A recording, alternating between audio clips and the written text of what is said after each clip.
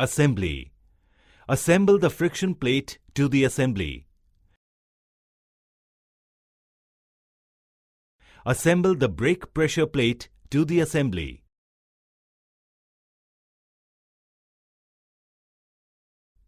Assemble the friction plate to the assembly.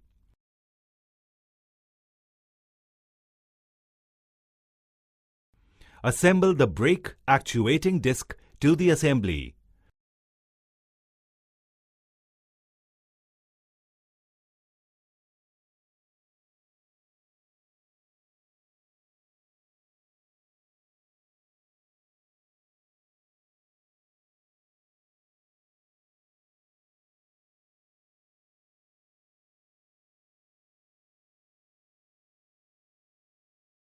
Assemble the friction plate to the assembly.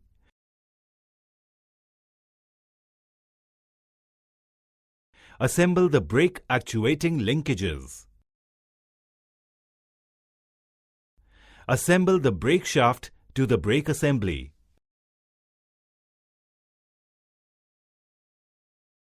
Assemble the pressure plate by screwing the nuts as shown in the video.